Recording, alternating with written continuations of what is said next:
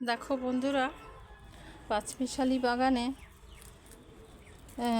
কিভাবে কাজ হয় সেটাও তোমাদেরকে আমি একটুখানি দেখাচ্ছি। দেখো, এই যে কিছু ডাল এখনও আছে। আমি 15 দিন যাবৎ বেঁধে রেখে দিয়েছিলাম, পোকামাকড়ে খায়, তার জন্য গাছে পাতাও ভালো ছিল না আর শুকিয়ে যাচ্ছিল। তার কারণে আমি সমস্ত ডাল, এই যে এখানে দেখো, তোমরা দেখলে বুঝতে পারবে, দেখো এই যে ভেঙে ভেঙে দিয়েছি।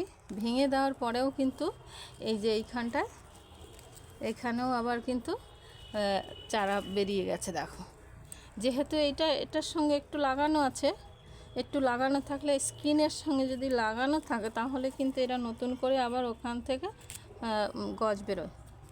সেটাই আমি বুঝতে পেরেছি। আমি কিন্তু আগে দেখিনি গাছটাকে, যে এই বেঁধে রাখার উপরে পরে কি অবস্থা হয়েছে। এই মাত্র আমি খুললাম এবং তোমাদের বোঝানোর চেষ্টা করছি আমি, যে যদি গাছ এত বয়স হয়ে যায় আর যদি সেটা ফল ফুল না দেয়, তাহলে তাকে অন্তত সুস্থ রাখার জন্য তোমরা এই কাজটা করতেই পারো। দেখো, দেখেছ, আমি পুরো গাছটা দেখানোর জন্য চেষ্টা করছি, তোমরা দেখতে থাকো। দেখতে পাচ্ছ বন্ধুরা, আমার হাতের দিকে লক্ষ্য করলেই কিন্তু তোমরা দেখতে পাবে সবটুকু।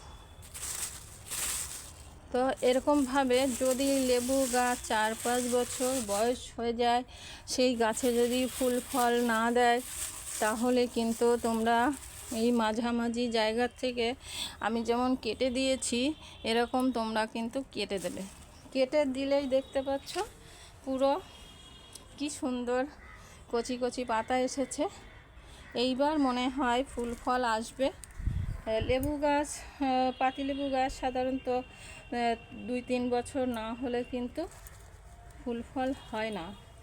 গাছটা যদি একটু বয়স না হয় তাহলে ফুল ফল দেবে কি করে? তার জন্য ওকে সুস্থ করতে হবে। তো আমি কি খাবার দিয়েছি সেটাও একটু বলি। এখানে প্রায় 50% মাটি দিয়েছি, আর কোকোপিট দিয়েছি বোধহয় 10%, আর দিয়েছি নিমখোল দিয়েছি, আর দিয়েছি ওই খোল দিয়েছি। খোলটা হচ্ছে আমরা যে সর্ষের তেল খাই না, সর্ষের ভাঙালে যে ইয়েটা হয়, অনেকে অনেক রকমের ভাষা বলে, তো কেউ বলে কোকো কেক, আমরা আবার কোকো কেক টেক না, কোকো হচ্ছে কোকো কেক না, ভুল বললাম, সরি।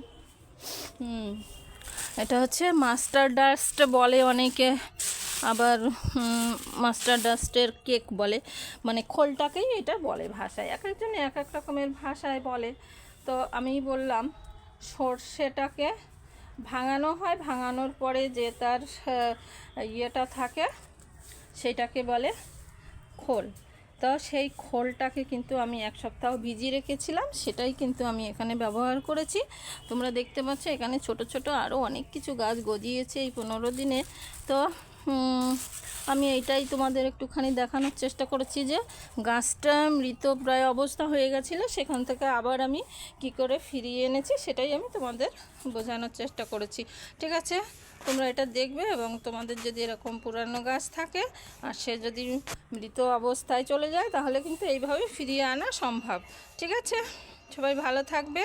2026-এ আমি তোমাদের ছোট্ট একটা টিপস দিয়ে দিলাম, তোমরাও কিন্তু এরকমভাবে কাজটা করবে। ঠিক আছে, রাখছি, সবাই ভালো থাকবে।